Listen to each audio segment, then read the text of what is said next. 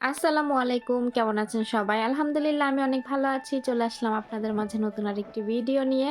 ভিডিওটি ভালো লাগলে লাইক, কমেন্ট, শেয়ার করবেন। চ্যানেলটি প্লিজ সাবস্ক্রাইব করে দিবেন। তো আজকে শুক্রবার ছিল। ভোর ৪টা থেকে আমি নাস্তা বানানো শুরু করছি। সকালবেলা সব নাস্তা বানানো হয়ে গেছে। এখন বাজে মা ৫টা ৪০ এর মতো বাজে। তো আমার নাস্তা বানানো শেষ হয়ে গেছে। বাহিরে এখনো অনেক অন্ধকার। তো আমি এক করে আ সবগুলো একটা বক্সের ভিতরে ভরতিছি। এর উপরে আবার টিস্যু পেপার দিয়ে এটা হচ্ছে কভার করে দিব। তো ওরা ৬:৩০ টার সময় নাস্তা করবে। তো তার আগে আমি সবকিছু রেডি করতেছি। তো এইদিকে আমি সকালে নাস্তা-টাস্তা করে রুমে কিছুক্ষণ রেস্ট নিছি। সব কাজ করে এখন দুপুরে আসছি রান্না করার জন্য। এখন বাজে সকাল ৯টা ১০। তো আজকে তাড়াতাড়ি রান্না করতে আসছি যেহেতু আজকে খাসির মাংস রান্না করব। তো ভাবলাম তাড়াতাড়ি যাই, কারণ খাসির মাংস সিদ্ধ হতে অনেক সময় লাগে। আর ওরা বেশি সিদ্ধ আমরা যেমন একটু শক্ত মাংস খেতে পছন্দ করি, ওরা এমন মাংস খাইতে চায় না। ওরা সবসময় হচ্ছে একদম মুখের ভিতরে দেওয়ার সাথে মোমের মতো গলে যাবে এমন মাংস ওরা বেশি পছন্দ করে। তো আমি আজকে এজন্য তাড়াতাড়ি, যেদিন আমি খাসির মাংস রান্না করি সেদিন আমি তাড়াতাড়ি রান্নাঘরে আসি। তো ৯টা ১০ বাজে এসে আমি রান্নাঘরে মাংস ভিজায় রাখছিলাম। তো এগুলা ভালোমতো ধুয়ে নিতেছি। এখন ধুয়ে ভালো করে ভিনেগার দিয়ে ধুয়ে নিতেছি, কিন্তু আমি কিন্তু মাছ, মাংস সবকিছু ভিনেগার দিয়ে ধুই। ইভেন কি থালা বাসনও আমি ভিনেগার দিয়ে ধুই। থালা বাসনে যে মাছ, মাংস দিয়ে খাবার খেলে কিন্তু একটা গন্ধ আসে। তো এই ভিনেগার দিয়ে ধুইলে এই গন্ধটা আর আসে না। তারপরে এখানে আমি পেঁয়াজ, টমেটো পেস্ট আর সব ধরনের আদা, রসুন, সব মসলা, জিরা সবকিছু দিয়ে আমি এখানে মসলা কষায় নিছি। এবার এই যে মাংসটা আমি এখানে ঢেলে নিতেছি। আজকে আমি এখানে মাগবুস রান্না করব। তো মাগবুস রান্না করার জন্য এখানে আমি সব মসলার সাথে মাংসটা ভালোমতো কষায় নিব অনেক সময় ভরে, যাতে করে মাংসটা একদম পারফেক্টভাবে সিদ্ধ হয়ে যায়। যেহেতু সবাই নরম মাংস খেতে পছন্দ করে, সেহেতু আমার মাংসটা ভালো করে কষাইতে হবে।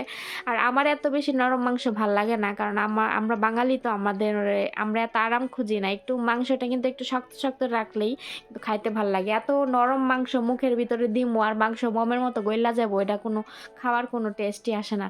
তো যাই হোক, আমি এখানে একটু পরপর ঢাইকা রান্না করতেছিলাম, একটু পরপর লাড়াচাড়া দিতেছিলাম। তো এখন পর্যন্ত কোনো পানি দেই নাই। তো আরেকটু কষায় তারপরে পরিমাণ মতো পানি দিয়া তারপরে সিদ্ধ হওয়ার জন্য মানে এটাকে রেখে দিব চুলায়।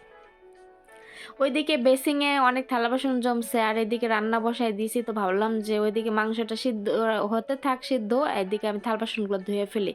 তো বাহির থেকে অনেক রোদ আসতেছিল, আজকে একটু রোদ ভালোই উঠছে। তো এর জন্য ক্যামেরায় অনেকটা ঘোলা লাগতেছিল এই রোদের কারণে।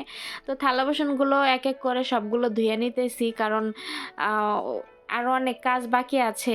এদিকে রান্না বান্না চড়াই দিয়ে তো আর বসে থাকলে হবে না, একটার পর একটা করতে হবে। সালাদ বানাতে হবে, ওইদিকে আবার ফল কাটতে হবে।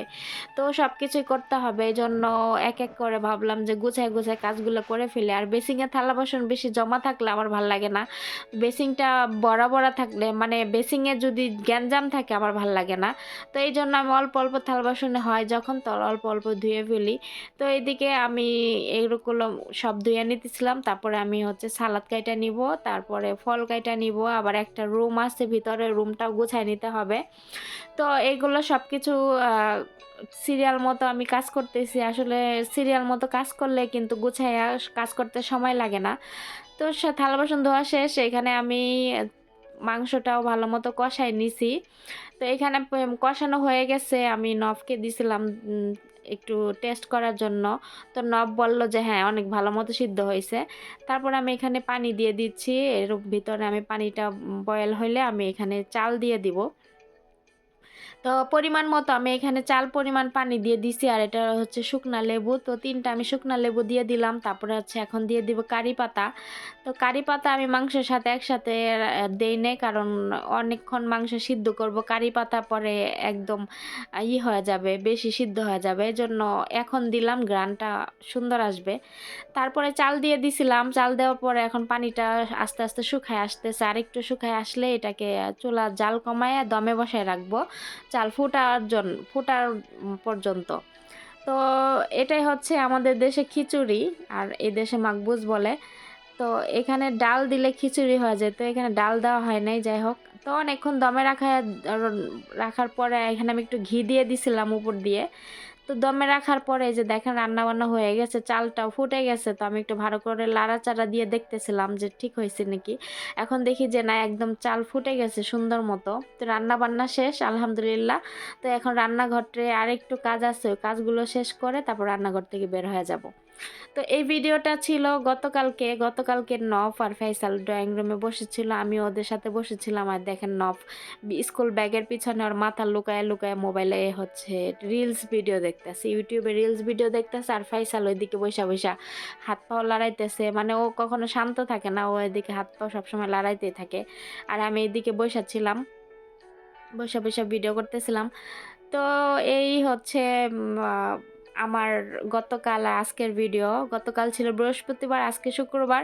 তো শুক্রবারে দুপুরে, সকাল থেকে দুপুরে এগুলাই করলাম, টুকটাক শেয়ার করলাম। তারপরে তো আরও কত কাজ করছে, এগুলা হিসাবই নাই, এগুলা শেয়ার করা হয় নাই। ওই যে বললাম না যে 5-6 মিনিটের একটা ভিডিও দিয়ে দেখে আপনারা কিন্তু জাজ করতে পারবেন না যে আমরা মনে হয় এই কাজগুলাই করি। আসলে না, অনেক কাজই করি। তো যাই হোক, আজকের ভিডিও এ পর্যন্ত। সবাই ভালো থাকবেন, সুস্থ থাকবেন, দেখা হবে নেক্সট ভিডিওতে। আল্লাহ হাফেজ।